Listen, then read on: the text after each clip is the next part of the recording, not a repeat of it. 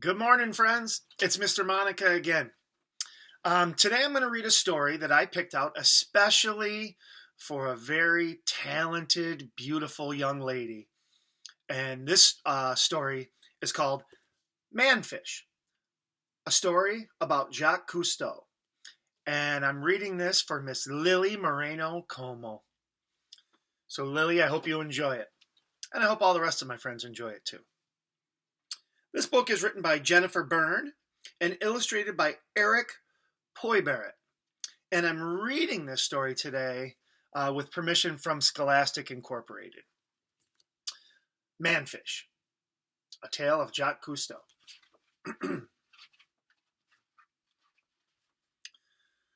Bubbles rising through the silence of the sea, silvery beads of breath from a man deep, deep down in a strange and shimmering ocean land of swaying plants and fantastic creatures. A manfish swimming, diving into the unknown, exploring underwater worlds no one had ever seen and no one could ever have imagined.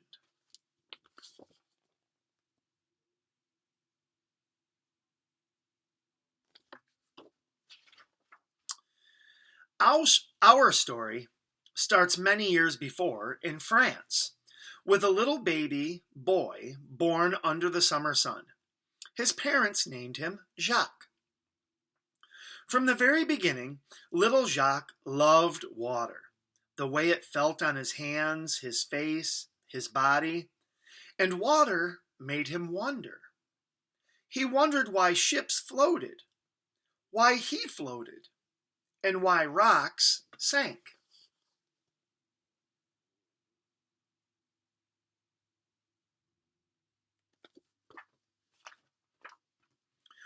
One day, Jacques read a story about a man who hid underwater by breathing through a long tube. Jacques tried it and discovered it was impossible.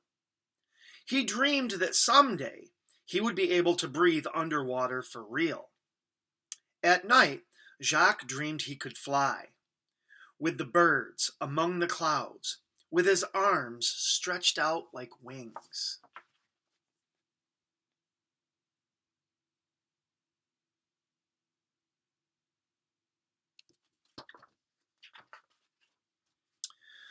Jacques spent his days playing, experimenting, and creating. He wrote little books that he illustrated with his own drawings, and he was fascinated by machines. He studied blueprints and built a model of a crane that was as tall as he was and actually worked.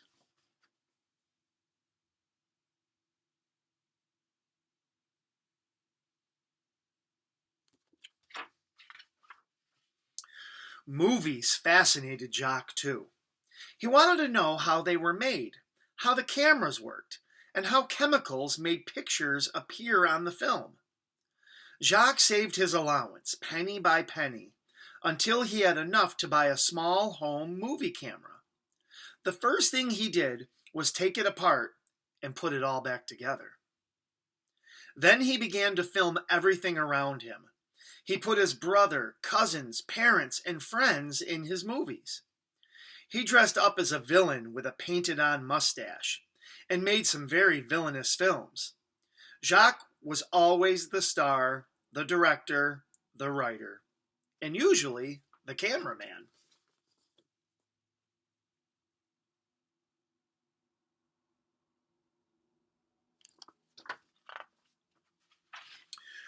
When Jacques finished school, he joined the French Navy.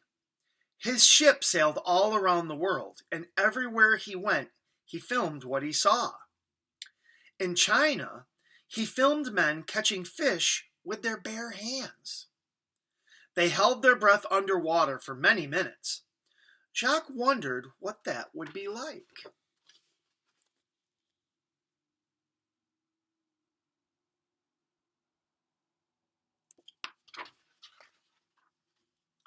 One day, at a beach, a friend gave Jacques a pair of goggles with rubber frames and glass to look through. Jacques wore them into the ocean. Beneath the water, he was surrounded by silvery green forests of sea plants and fish he had never seen before. Everything was silent and shimmering. It was a whole new world. When he came up, he saw cars, people, buildings, and telephone poles. Once again, he went below into the magical underwater world. At that moment, Jacques knew his life was changed forever. His eyes had been opened to the wonders of the sea.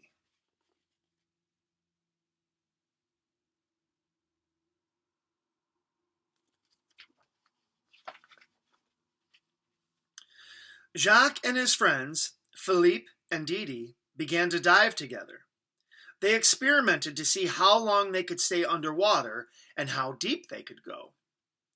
Jacques created a waterproof case for his camera to film the amazing kingdom he and his friends were exploring beneath the surface. They made rubber suits to keep themselves warm and flippers to help them kick better. But Jacques wanted to stay down longer than just one breath at a time.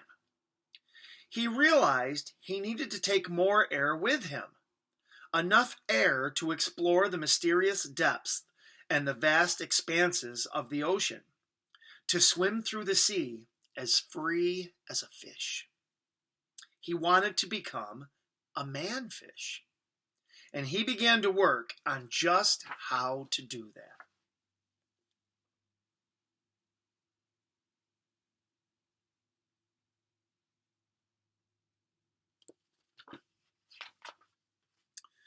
On a warm summer day, Jacques stepped into the blue Mediterranean Sea with his new invention.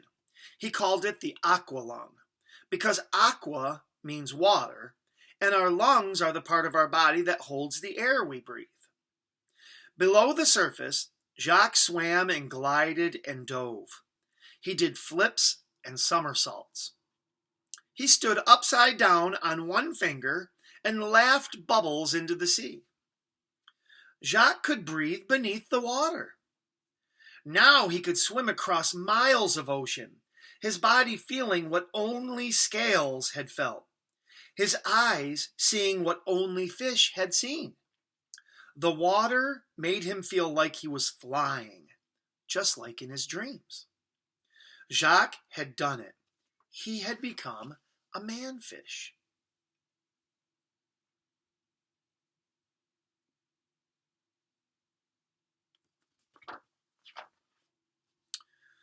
Jacques was ready to explore the oceans of the world.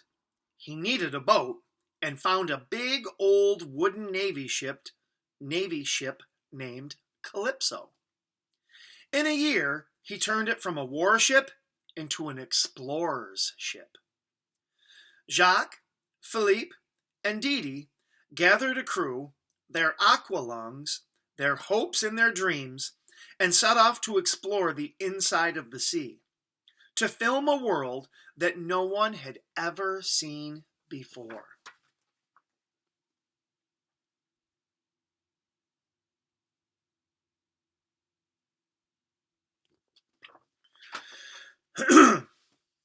Ooh, this one is written a little differently. On their journeys, they dove deep into a seascape of plants, green and purple prickly plants, red branchy plants, spongy plants, wispy feathery swaying plants, slow dancing to the rhythms of the sea. They discovered plants that could feed you, plants that could poison you, plants that looked like fish, and fish that looked like plants. They swam with giant whales, hitched rides on sea turtles, and made friends with porpoises with shining eyes and smiling faces. They filmed fierce and frightening sharks, so strange and dangerous, Jacques and his crew had to build cages, not for the sharks, but for themselves, so they could make their movies without being eaten.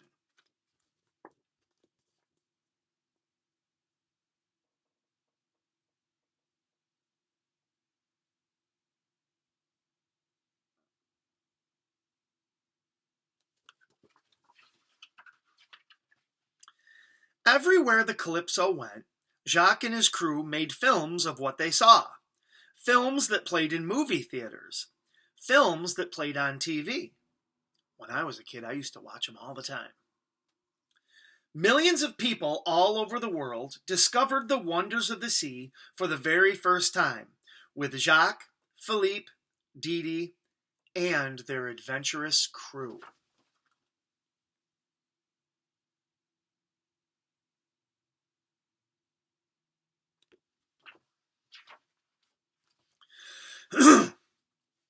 After Jacques spent most of his life making movies about the sea, he saw something happening, something shocking.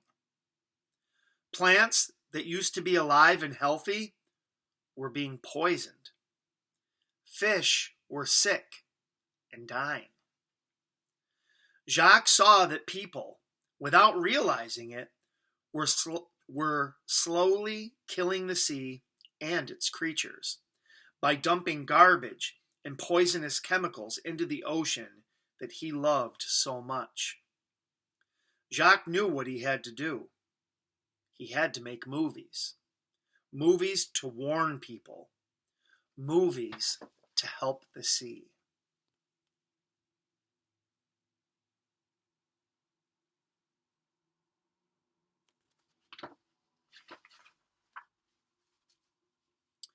Jacques also spoke to presidents, to kings and queens, to people all over the earth, asking them to help save our oceans, our planet.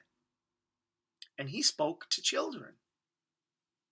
Jacques dreamed that someday it would be you, exploring worlds never seen, never imagined, whole new worlds, silent and shimmering, worlds that are now yours to discover, to care for, and to love.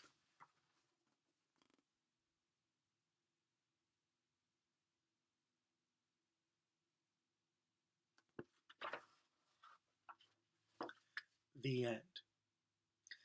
So, to my dear niece Lily, go explore this beautiful world and help take care of it. All right, my friends, I'll see you tomorrow. Bye-bye.